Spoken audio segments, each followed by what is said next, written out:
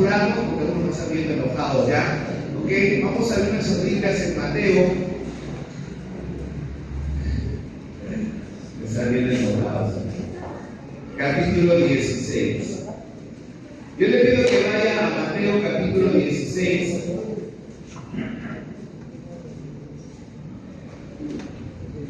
Y ponga ahí su separador de Biblia.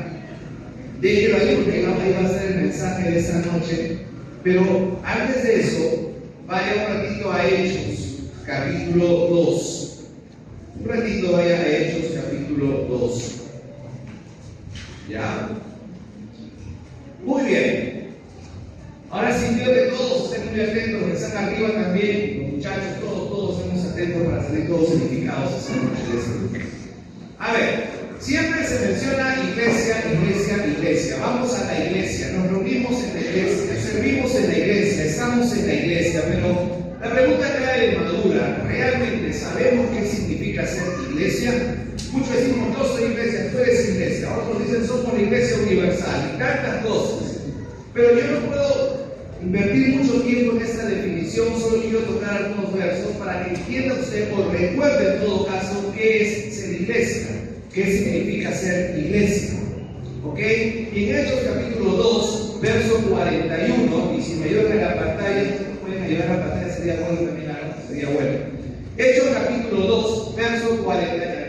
Hechos capítulo 2, verso 41. Así que los que recibieron su palabra fueron bautizados. Acá hay dos tiempos. Primero que recibieron, ayuda a la iglesia. Primero que recibieron su palabra. Y luego que fueron bautizados. Entonces, primero recibo la palabra. Si usted lee todos los versículos atrás, va a entender qué palabra recibieron. Recibieron palabra de salvación. Recibieron el mensaje que solamente en Cristo había salvación y tenían que arrepentir de sus pecados y ser hijo de Dios. Eso es el mensaje que recibieron. Esa palabra recibieron. Así que muchos recibieron esa palabra, muchos se arrepintieron de sus pecados, como muchos de ustedes aquí, se arrepintieron de sus pecados y luego dice la Biblia que se bautizaron. Por eso, queridos amigos, queridas amigas, no es primero el bautizo y luego voy a ver cómo sigo a Cristo. Esa no es la fórmula bíblica. La fórmula bíblica es que yo primero recibo su palabra, la palabra de salvación, el evangelio de salvación, reconozco que soy pecador, acepto a Jesús como mi salvador, reconozco que cumplió en la cruz del Calvario, que tu sangre me limpia de todo pecado, recibo esa palabra, ahora sí soy hijo de Dios, soy salvo, soy salva, y ahora sí recién me bautizo como muchos de ustedes. Pues acá hay dos checks. Primer check, recibo su palabra. Segundo check, me bautizo. Ahora, ¿eso a dónde me lleva? ¿Cuál es el resultado de ello? Hermano, escúchenme aquí, por favor. ¿Cuál es el resultado de ello? Ahí está la palabra del Señor. Dice, y se añadieron aquel día como 3,000 personas. Y si usted lee todo el contexto, ¿a qué se añadieron? ¿A dónde se añadieron? Nada más y nada menos que a la iglesia. Entonces, cuando usted dice, yo soy iglesia, tiene que tener dos checks en su vida. Número uno, tiene que haberse arrepentido de sus pecados y tener en su corazón a Jesús como Salvador y Señor. Y número dos, tiene que haberse bautizado en una iglesia local. ¿De acuerdo? Ahora, la gran mayoría de aquí pasa esos dos checks. Porque la gran mayoría de los que están aquí sentados en ese templo recibieron en su corazón a Jesús porque entendieron el Evangelio. Check número uno. Y check número dos, la gran mayoría de los que están aquí se han bautizado o en este bautisterio o en el río que fuimos de paseo o en la laguna donde fuimos, pero fueron bautizados. Y los que son de otras congregaciones han pasado por el mismo proceso. Entonces, toda persona que tiene en su corazón a Jesús, que recibió su palabra, y toda persona que a eso le sumó su bautizo, queridos hermanos y hermanas, se llama iglesia. Iglesia local. ¿Qué iglesia local nos acompaña esta noche? La iglesia bíblica bautista de Independencia, la iglesia bíblica bautista de Maná, la iglesia bíblica de Ventanilla que ya se fueron, por razones obvias, de Telemundo y otras iglesias más. Y los que son de esa localidad, son la iglesia bíblica bautista Cristo vive y reina. Antes la Catedral, antes las Amonias, antes Jerusalén y antes de no sé qué más. Entonces, ahora sí, ¿quién es la iglesia? ¿Cómo es la iglesia? ¿Cuáles son las características necesarias de la iglesia? Aquellas personas que han recibido el Evangelio y que son bautizadas. ¿Es su caso?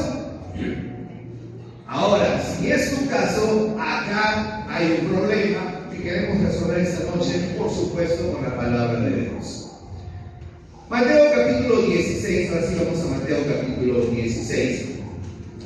Ya dijimos que es en iglesia. Yo quiero hablarles rápidamente una historia así rapidita, o una información rápida de Cesarea de Filipo. Según los evangelios de Mateo y Marcos, Cesarea de Filipo, ¿me están escuchando? ¿Me escuchan? Sí, ¿me escuchan atrás? Sí, por favor. Cesarea de Filipo, según los evangelios de Mateo y Marcos, es el lugar donde nuestro Señor Jesús fue reconocido por primera vez en forma explícita como Mesías, como Hijo de Dios por el apóstol Pedro. Ya, hay una hermana que no me escuchó atrás, lo voy a repetir por hermana. Escúchame, hermana.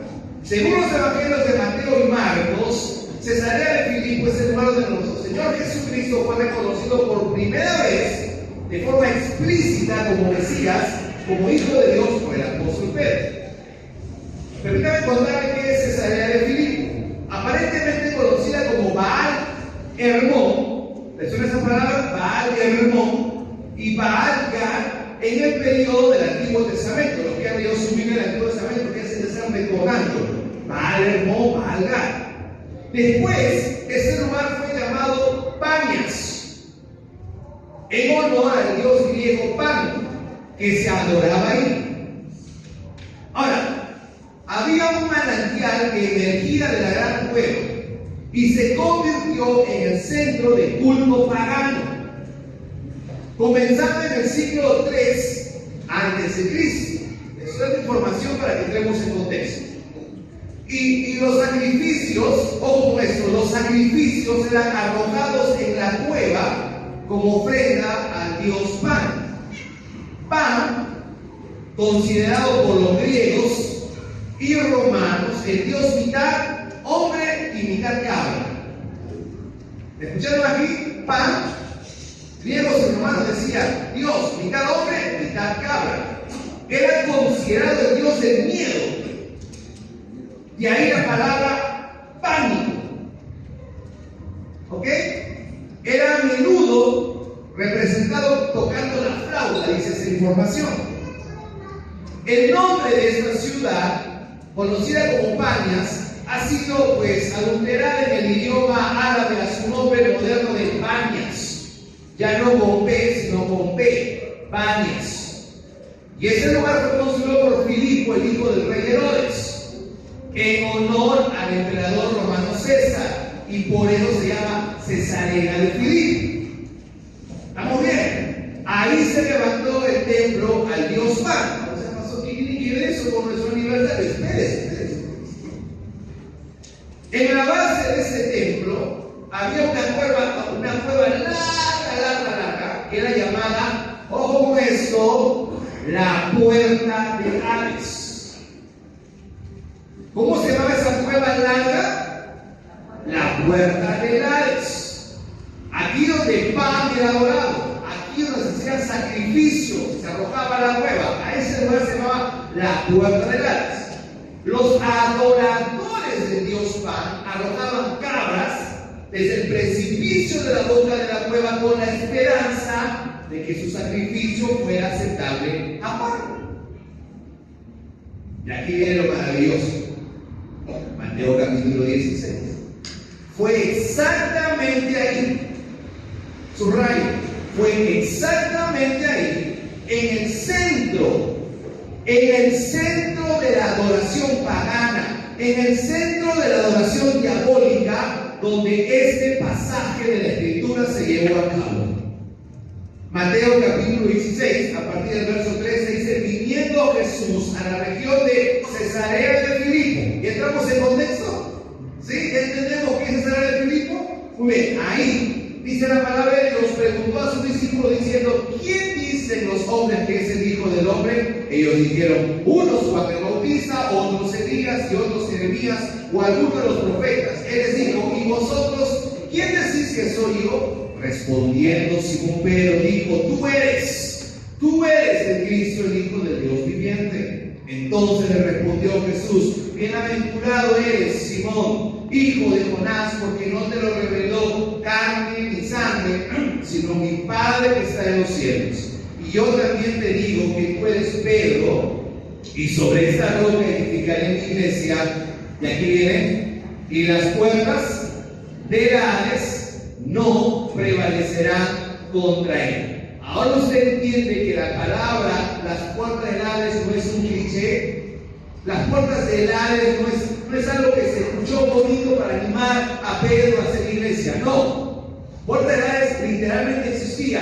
Era el centro de adoración pagana, era el centro de adoración diabólica, del Dios mitad hombre, del Dios mitad cabra, el lugar de pánico y de terror. Y ahí el Señor le dice a Pedro: las puertas del Hades no prevalecerán contra ella. Frente a esta cueva llamada las puertas del Hades, nuestro Señor Jesucristo, ¿qué declaró? Que no prevalecería contra la iglesia. Ahora, recapitulemos un poquito. ¿Qué es la iglesia? ¿Quién es la iglesia? La persona que ha recibido el Evangelio y la persona que ha sido bautizada, como tú lo eres. Ahora, que tú me digas: pastor, yo no estoy asistiendo ahora, ese es otro rollo. Ese es otro problema. Pero déjame decirte algo: que la salvación no se pierde, porque la salvación es gracia de Dios. Es el regalo de Dios. No hemos hecho nada para merecerlo.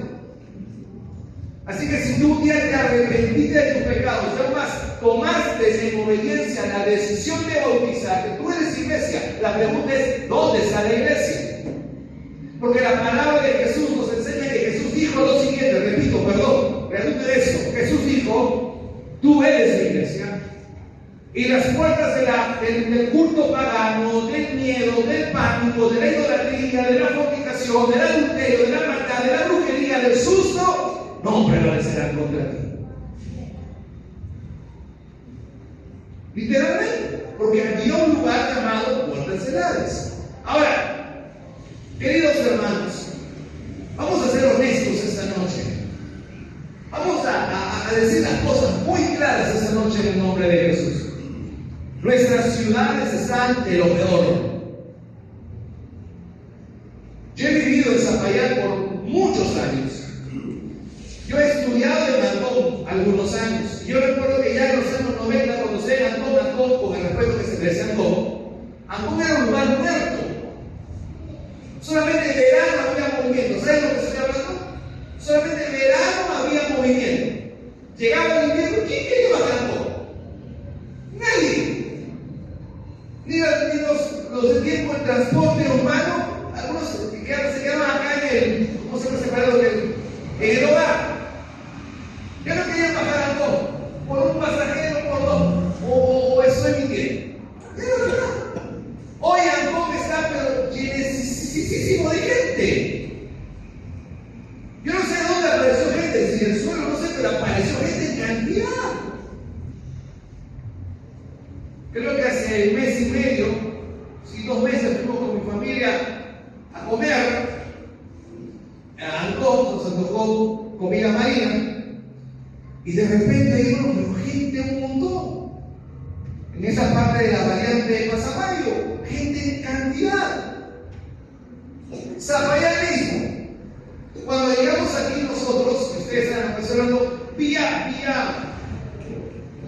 ¿me ayudan? Villa Los Reyes recién estaba formándose, ¿o no? Recuerdan, iglesia, los que son de mi época, como ya son jóvenes adultos, pero ustedes están niños, ¿se acuerdan que los domingos en la tarde nos íbamos a hacer aire libre con toda la iglesia cargando los parlantes y nos íbamos al cerro, decíamos bien lejos, arriba para que predicar el evangelio? ¿Recuerdan ustedes que hacíamos culto allá arriba? Ahora, resulta que 5 veces más arriba hay muchísima gente. ¿O no? ¿Estoy exagerando? No. Y asumo que lo mismo pasa en Montevideo, en Mentalidad, en Independencia. Y así como ha aumentado la población aquí hoy llega al mundo, también ha aumentado la maldad. A tal punto que el día de hoy la gente muere como si fuera cualquier cosa. Para variar, han decretado a este lugar zona de emergencia, zona de peligro. Y los que vivimos en otro lado decimos, zona, no, por ahí no. ¿Y por qué ha aumentado el peligro de la maldad acá? Queridos hermanos y amigos, ustedes me entienden, están muy atentos esta noche, por el pecado. Ustedes son partícipes de el vicio que hay todos los días por esta zona. La prostitución de esa zona, el consumo de alcohol, de drogas, cómo se vende. Ustedes son testimonio viviente de lo que está pasando. ¿Alguien está conmigo esta noche? ¿Están conmigo aquí todavía o se fueron? ¿Sí?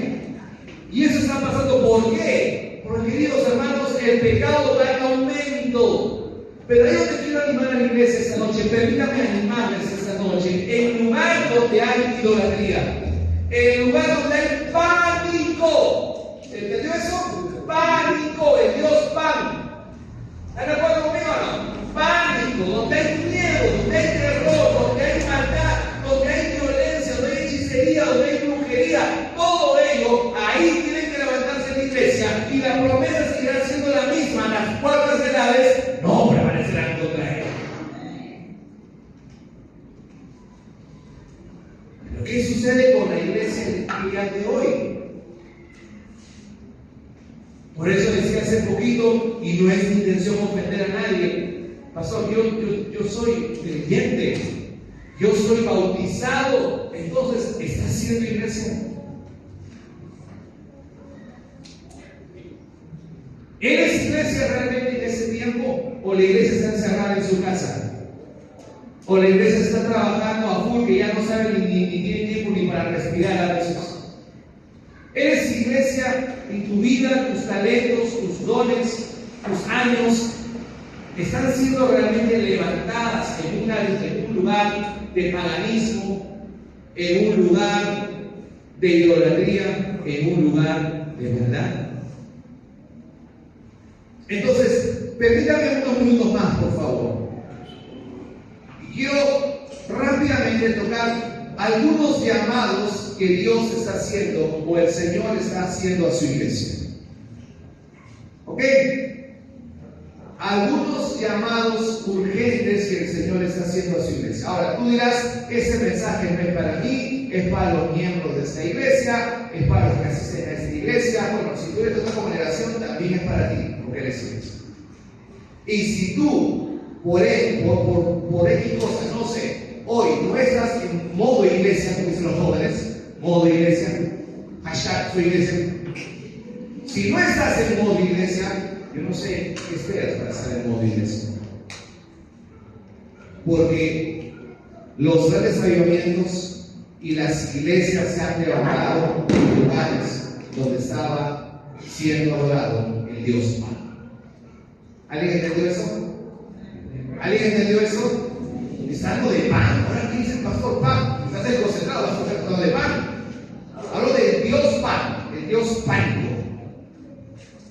Pregunto yo, si ustedes están de acuerdo, díganme amén, escuchen. ¿Creen ustedes que el Dios pan está reinando en esa zona? ¿Sí o no?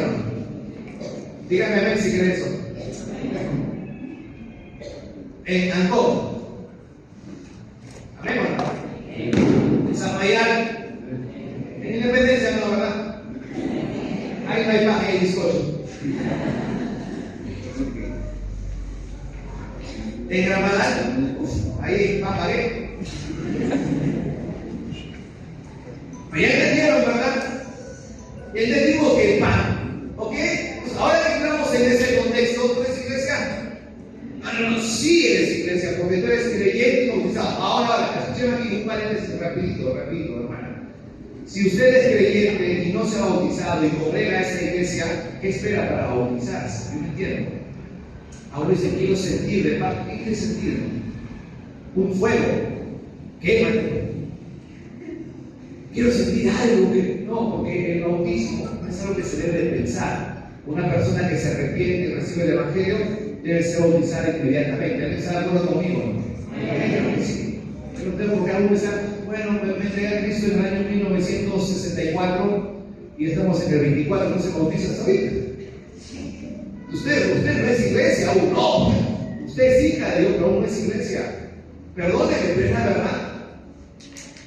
Usted era bautizada. Bueno, cerramos el paréntesis. Continuamos ahora. Llamado del Señor a la iglesia. Primer llamado. Vamos a Efesios capítulo 5, por favor, ratito, no nos ayúdenme porque si no el tiempo nos da. Efesios capítulo 5, verso 14.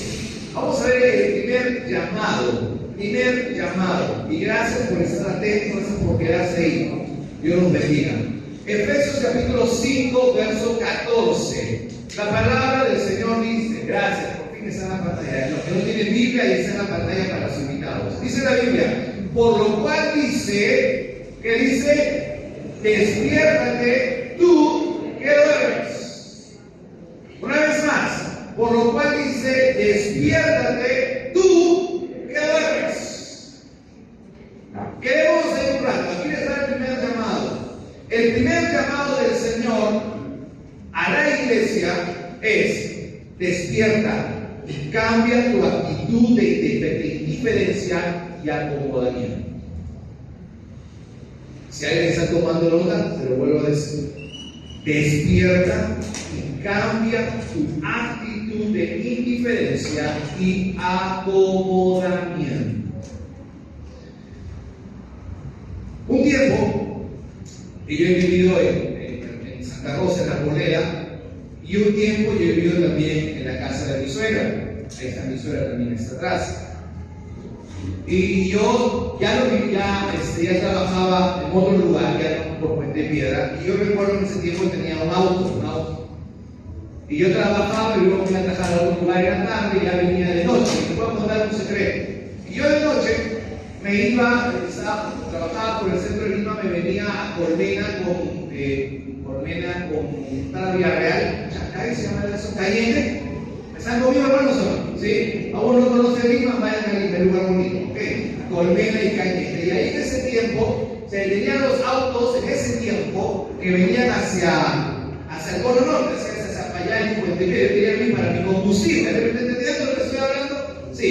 Yo recuerdo, hermanos, que algunas veces yo no entiendo hasta ahorita que hace que no me pasó nada.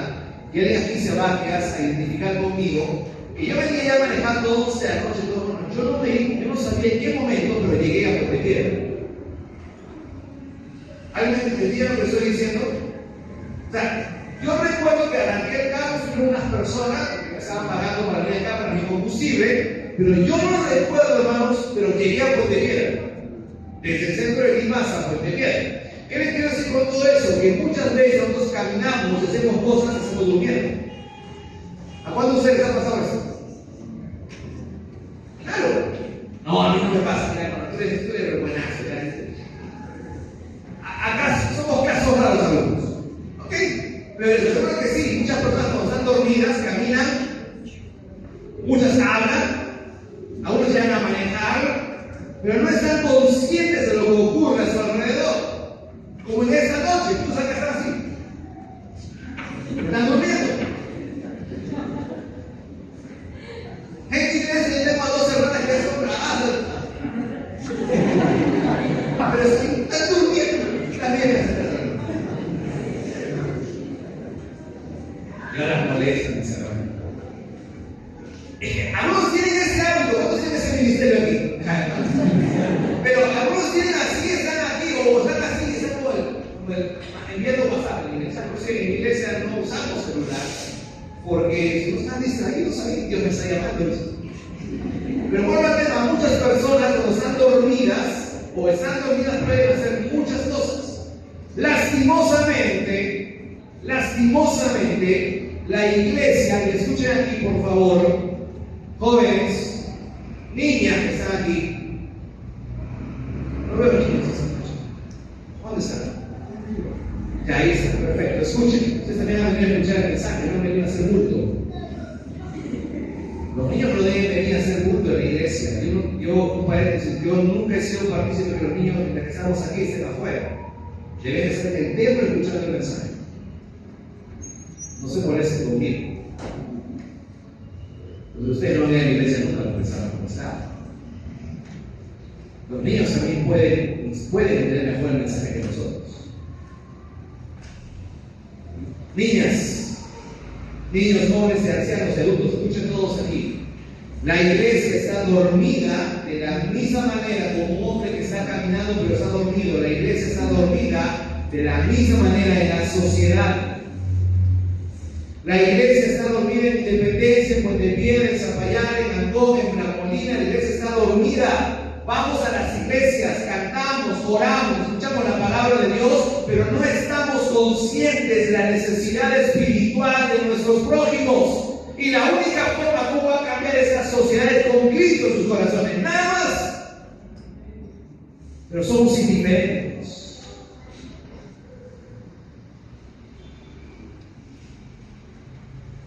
Conocemos a muchas personas. Y déjeme decirle que en este momento está yendo rumbo al infierno. ¿Cuántos creen que hay un infierno? Y las personas que, por ejemplo, no se sientan mal, pero muchos de ustedes, sus familias están en la casa. Muchos de ustedes, sus familias están con resaca de la borrachera que se han hecho el día de ayer. Y nosotros, no, yo cumplo por venir al templo, vengo a cantar, voy a tener un par de monedas para mi ofrenda, y ahí está. No, hermano, la iglesia tiene que ser agente partícipe en la sociedad. Tenemos que despertar y ser conscientes que estamos, o que en nuestras manos hay una responsabilidad de vida o muerte, de la cual no podemos ser indiferentes ni irresponsables, porque si no, el Señor nos va a pedir cuentas.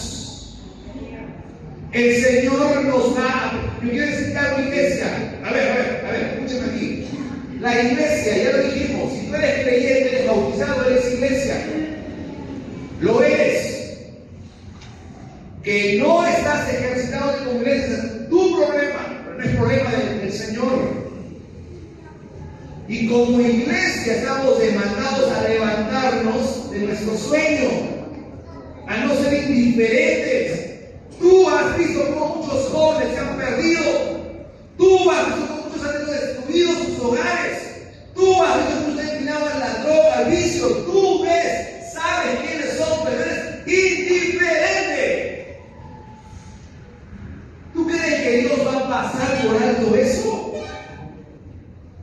¿Tú crees que Dios dice, no, estoy bien tranquilo, algún día te das cuenta? ¿Tú crees eso de Dios? El que cree eso de Dios ha rebajado al mínimo la magnificencia del Señor. Hermanos, Dios no es fuego. Dios es santo, santo y santo. Y tú y yo como iglesia estamos llamados a entender que no podemos ser indiferentes, porque tarde o temprano daremos cuenta a Dios. Mira la pantalla, hay un verso muy importante que hemos olvidado, que está en Ezequiel. Está en Ezequiel, capítulo 3, verso 16, adelante, dice: y aconteció que al cabo de los 7 días vino mi palabra de Jehová diciendo: hijo de hombre, yo te he puesto por atalaya a la casa de Israel. Oirás pues tu palabra de mi boca y los amonestarás de mi parte cuando yo dijere al impío. ¿Quién es el impío? ¿Quién es el impío? ¿Quién? ¿Mi suegra? ¿Mi suegro? ¿Mi enemigo? El impío es una persona que no tiene en su corazón a Jesús y no se ha arrepentido de sus pecados. ¿Conoces algunos de ellos? Tristemente una hermana me decía: sí, pastor, están en mi casa.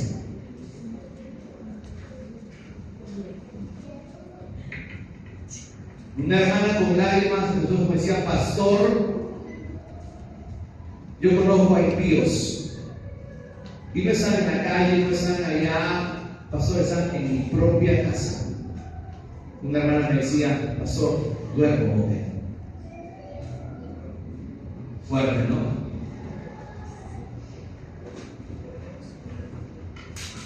Cuando yo dije al impío, verso 18: de cierto morirás si tú no le amonestares ni le hablares para que el impío sea apercibido de su mal camino a fin de que viva. ¿Qué dice la palabra de Dios, queridos hermanos? El morirá. ¿Por qué?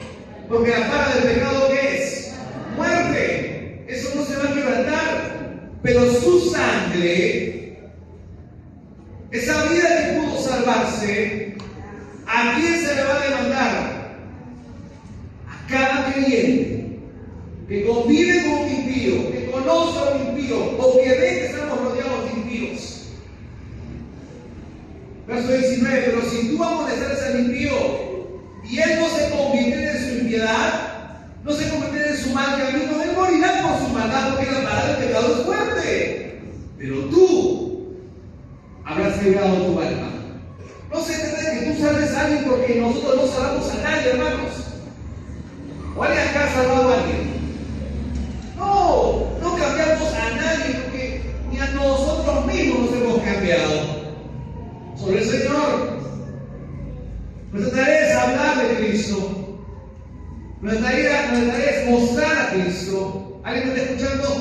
Nuestra tarea es hablar, mostrar a Cristo en el trabajo, en el colegio. Yo no sé cómo son acá los chicos que van al colegio. Qué vergüenza que los que van al colegio y dicen que vienen a la iglesia están jalados en el colegio. Qué vergüenza. Pero digo, cuídense. Porque ustedes no están reflejando a Cristo. Qué vergüenza que los que son acá trabajadores sean los más impuntuales de su trabajo. Qué vergüenza. ¿Cómo podemos impactar al mundo? Yo no cambio a nadie, pero Cristo sí cambia vidas. Y yo puedo ser instrumento de ese cambio.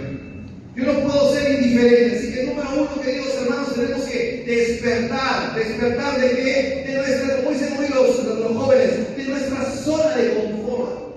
Tenemos que despertar de nuestra indiferencia, de nuestro acomodamiento. Iglesia, tienes que despertar. Ahora, pero pastor, tiene tanta maldad, eso es culpa del gobierno, no tenemos presidente y que tantas cosas. Bueno, mira, te voy a decir algo rapidito. Los gobiernos y autoridades terrenales han sido establecidas por Dios para combatir y frenar la violencia y la maldad en la sociedad.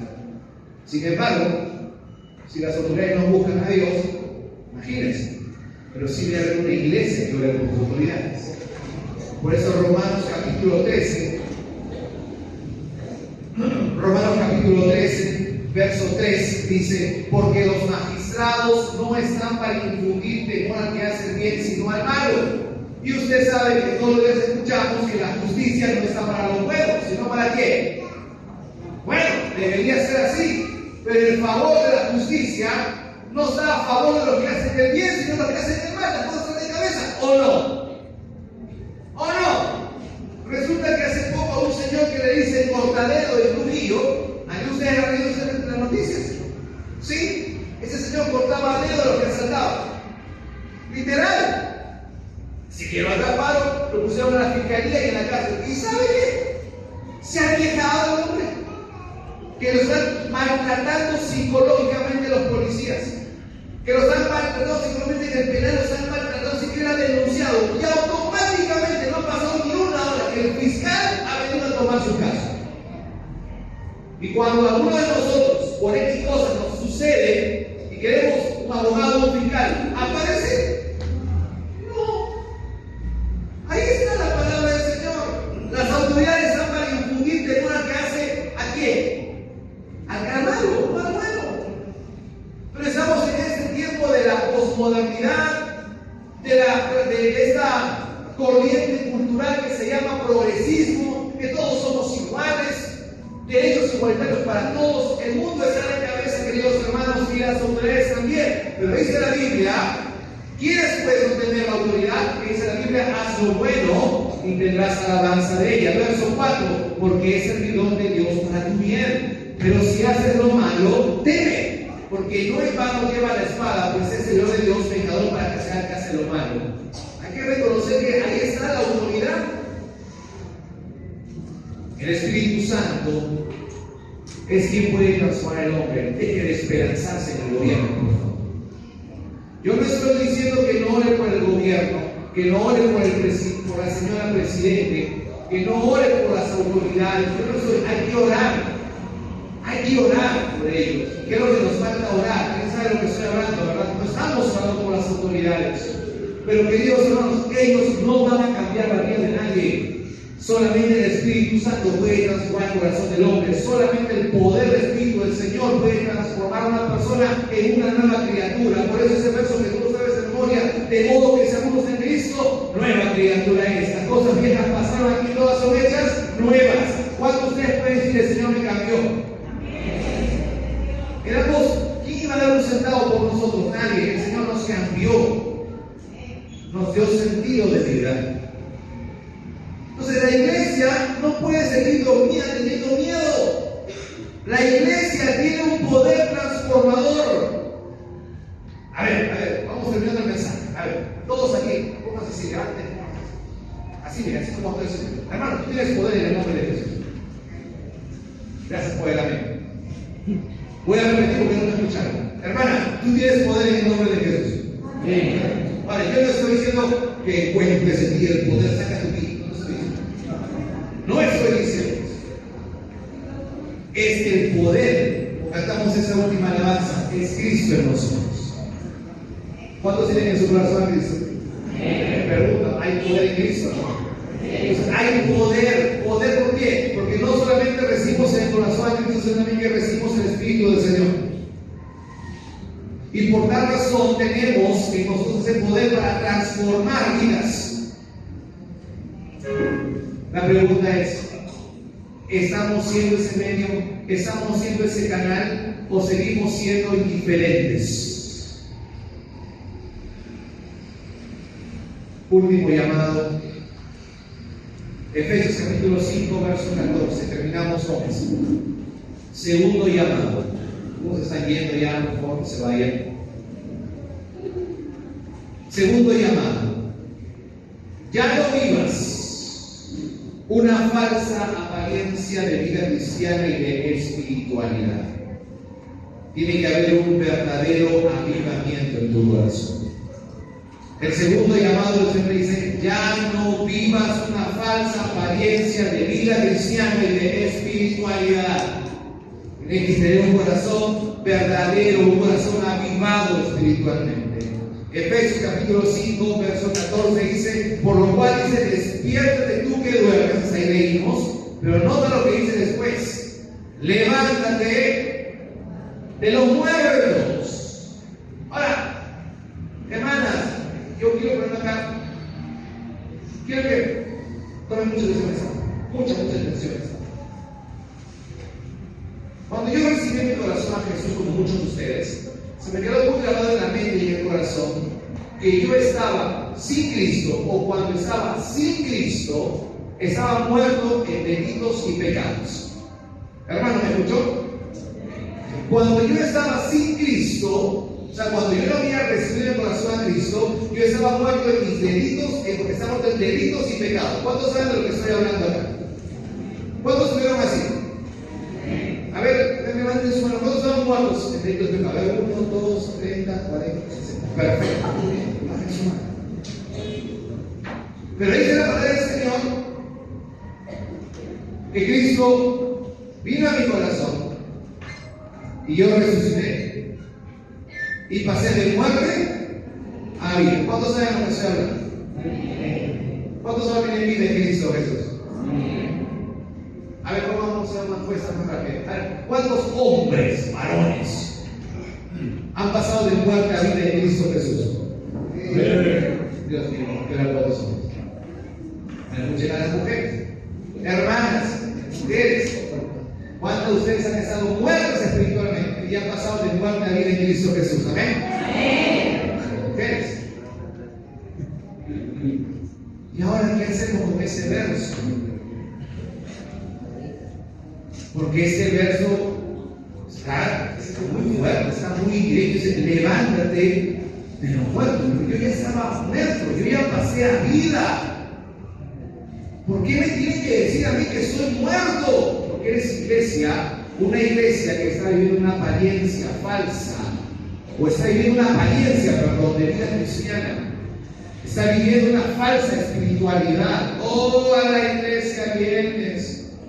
Sacas el saco, la corbata, la camisa, la falda, el vestido, los tacos y la hermana qué espiritual, el hermano, qué gloria a Dios. Pero mi corazón está recontra vacío, porque lo relacional y lees un capítulo de la Biblia. Pastor, ¿usted es adivino? No soy adivino. No soy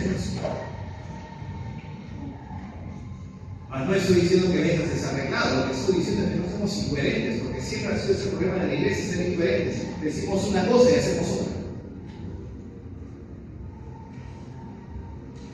Levántate de los muertos. Permítanme, por favor. Ay, Dios mío, espero que eso no. Estamos de aniversario y yo aquí hablando de eso, pero permítanme un ratito, ¿ya? Si después de eso los hermanos me invitan, entenderé por qué no me invitan. Apocalipsis capítulo 3.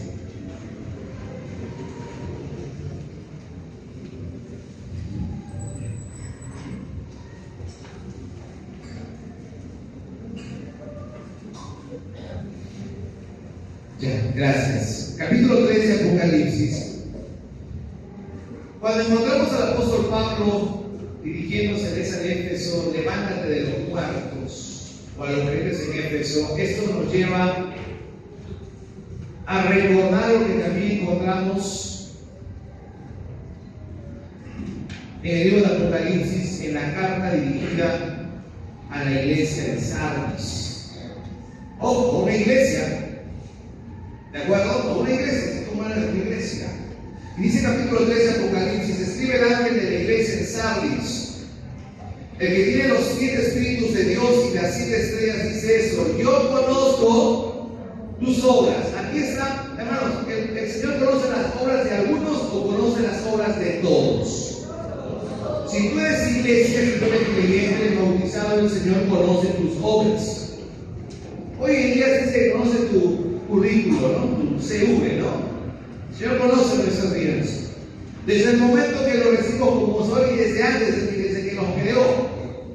Pero desde el momento que nos bautizamos en la iglesia, que fuimos parte de una iglesia local, el Señor dice: yo conozco tus obras. Hermana, escúchame, yo conozco tus obras del Señor. Arriba, muchachos, escuchen, yo conozco tus obras, dice el Señor.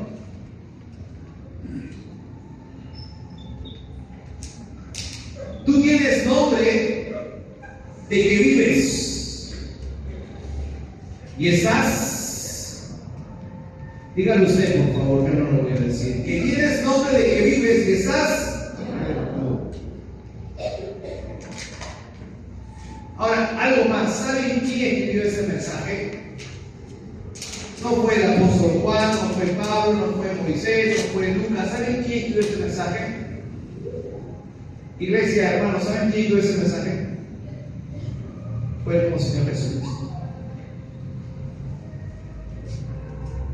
El mismo Señor Jesucristo le escribe a la iglesia, y el mismo Señor Jesucristo hoy, 29 de septiembre, a estas horas de la noche, se dirige a ti, querida iglesia, y te dice lo siguiente: yo conozco tus obras, ¿sí? Yo no voy a pasar por, yo no voy a olvidar lo que tú hiciste por mí.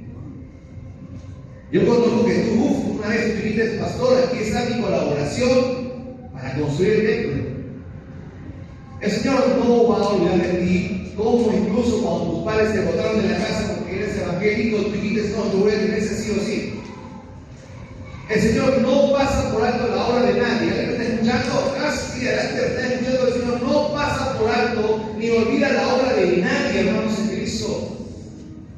El Señor sabe que tú visitabas, que tú visitas, que tú evangelizas, que tú diezmabas, ofrendabas, que eras fiel, que cantabas, que servías, que adorabas. El Señor conoce tus obras, conoce nuestras obras. Dice su palabra luego: tienes nombre, pero estás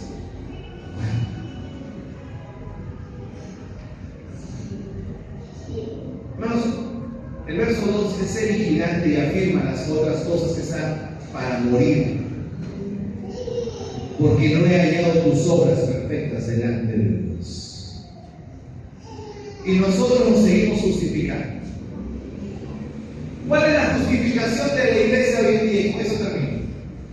¿Cuál es la justificación? Y los pastores que están aquí me van a dar seguro la razón. ¿Cuál es la justificación de la iglesia? Y la iglesia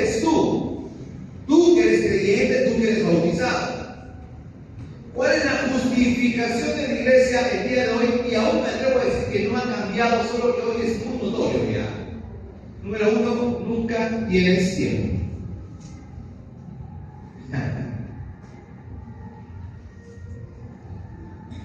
Hoy los que servimos a Dios, y voy a aprovechar aquí a decir lo siguiente, los que estamos pastoreando, hoy tenemos que, Dios mío, Señor, tenemos que ver la agenda de los hermanos.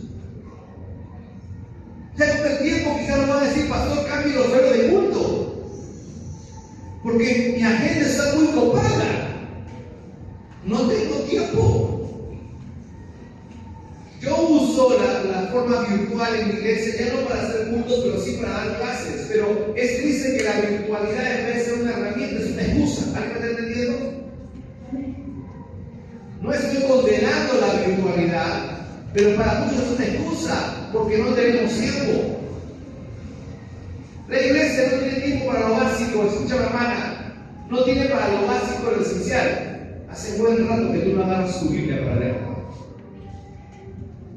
Hace buen rato que no estás de rodillas tirado en el suelo, en tu oficina, en tu cuarto, no sé dónde, clamando al Señor. ¿Qué quieres sentir? Hermanos en Cristo, perdónenme lo que les voy a decir. No esperen sentir algo para hacerlo, porque no va a pasar algo. El Señor ya lo hizo todo por ti. ¿Qué más quieres del Señor? Hay hermanos que dicen que tengo que sentir algo de parte de Dios para volver, para interesarme, para servir a Dios aún mejor que antes. Eso nunca va a pasar, porque al que sabe hacer lo bueno no lo hace. Espera, y tú sabes lo que tienes que hacer. Hermanos, este versículo, Señor, con mucha reverencia en ese lugar le decimos, Señor, qué vergonzoso es este versículo o esa palabra para la iglesia. ¿Verdad? ¿Qué, hermanos? Es muy vergonzoso este versículo. Sí, yo sé que hay una figura literaria ahí que se llama paradoja, ¿no? Paradoja es sí y no a la vez. ¿Me sigue? Vivo, pero muerto.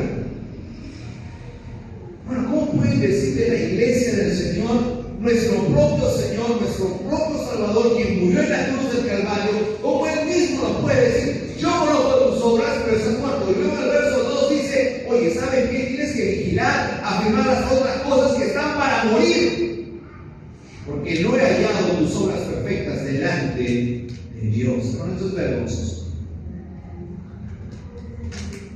Mensaje de Jesucristo a la iglesia de Sardis quizás sea el mensaje más duro de recibir, no solamente a nivel de iglesia local, iglesia bíblica bautista Cristo Vive Reina y todas las congregaciones que nos acompañan, sino también a nivel personal, porque es un diagnóstico verdadero.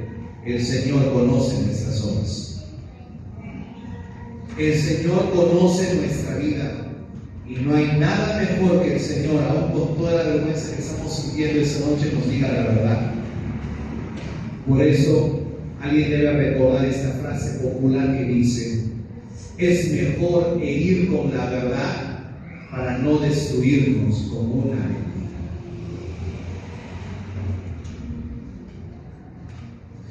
Pastores que están aquí, yo los bendigo. Empezando a mi padre, que he visto su temple y su fidelidad por muchos años. Papá no se recuerda, quizás, mi papá tiene 81 años, papá no se recuerda, y yo lo cuento como testimonio. Cuando mi papá era joven en el pastorado, como yo, chiquito, yo estoy mucho chiquito, la vieja es de estos.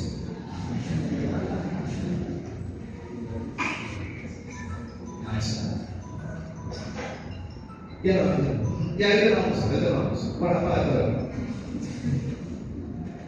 Y hay hermanas que nos avisan, nos tienen el ministerio, pasó acá el mensaje,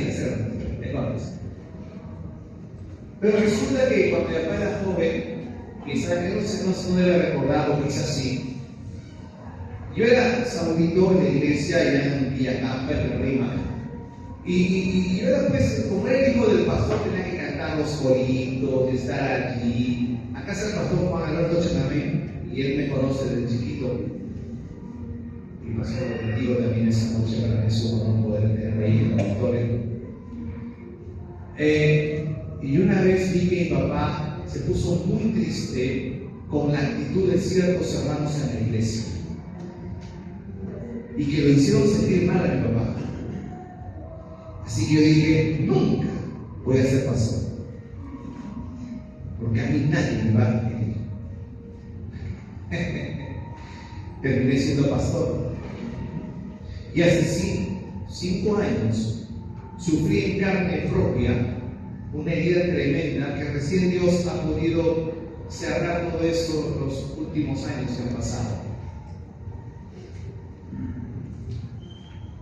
Mi esposa y yo sufrimos, mis hijos sufrimos una terrible golpe ministerial. Y lo digo desde este púlpito, con la reverencia que merece este lugar, ante todo este auditorio. Sufrimos una calumnia. Sufrimos que nos votaran realmente. Oye, pues puedo contarle no. En ese tiempo yo algunos pastores yo les conté, algunos me consolaron, otros me llamaron, otros me animaron.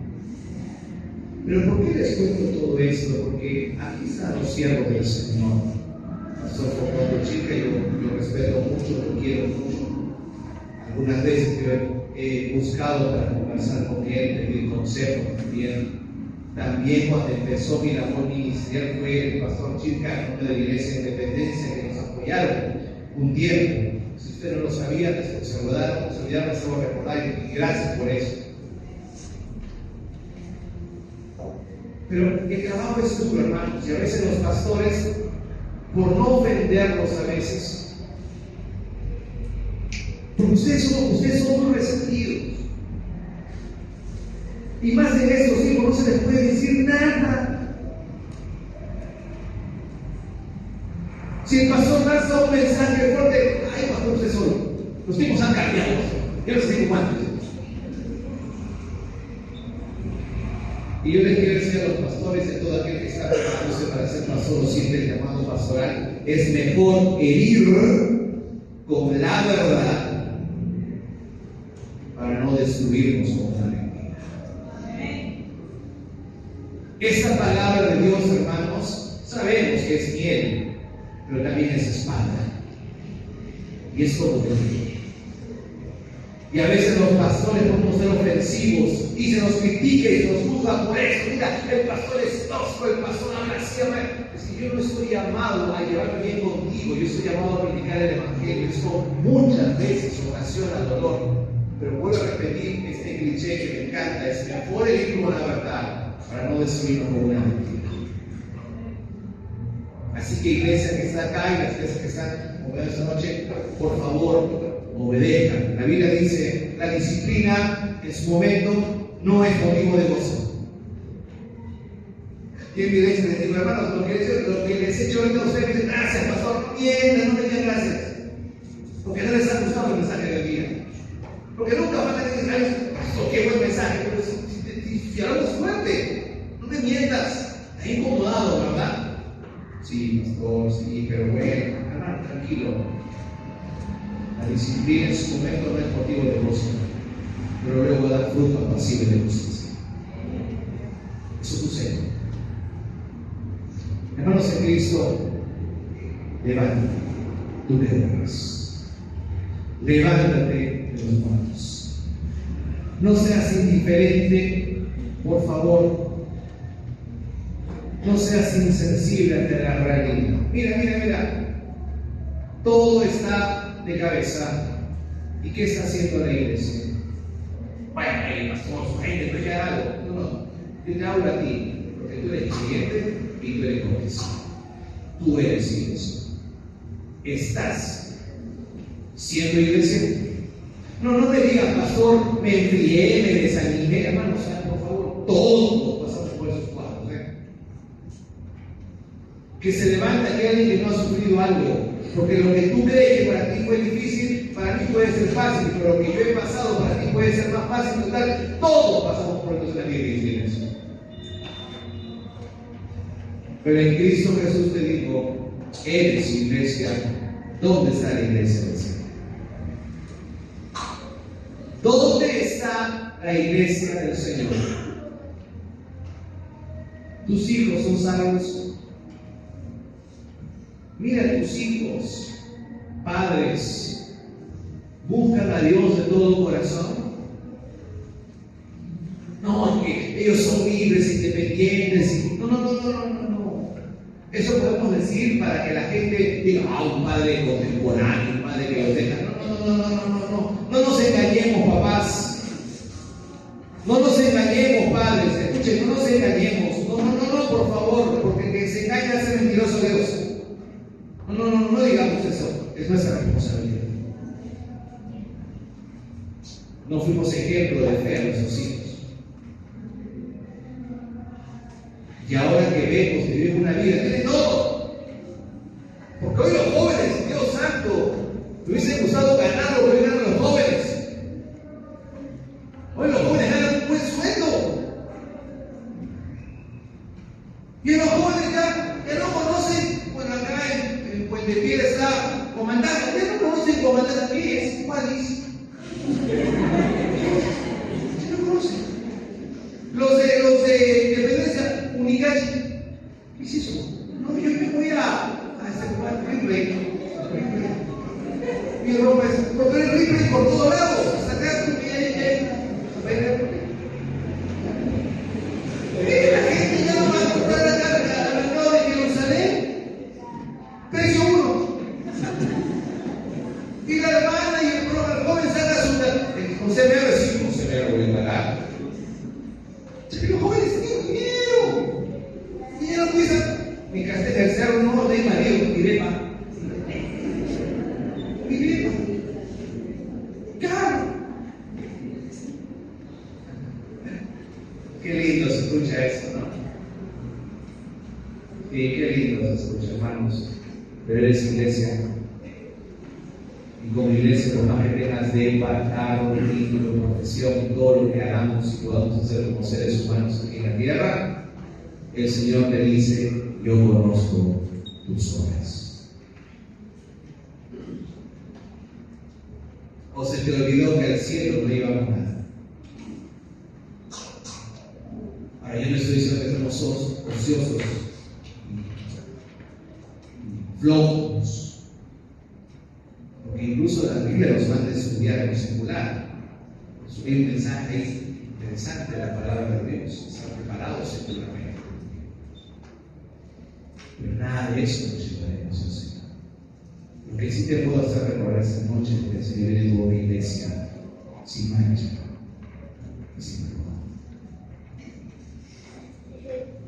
¿Qué hacemos, iglesia? ¿Qué hacemos? El mensaje ya le digo. ¿Qué hacemos? Bueno, Señor, tú conoces, estoy muerto. Sí. Pero voy a hablar esa noche a esa hermana que durante todo el mensaje ha estado muy atenta, escuchando la voz de Dios a su vida. Hermana, ¿qué vas a hacer esa noche? Tus hijos ya crecieron, ya tienen profesión, te ganan su dinero, hasta te ayudan incluso. Pero ¿sabes qué vas a hacer? Porque tú hace buen rato que no buscas a Dios. Tú eres iglesia. Tú eres iglesia. Y el Señor te dice, jóvenes, veo que acá hay jóvenes, adultos, mayores. Qué bueno. Algunos con más golpes que otros. Levántate. Tú eres iglesia. El Señor conoce tus obras. Pongámonos en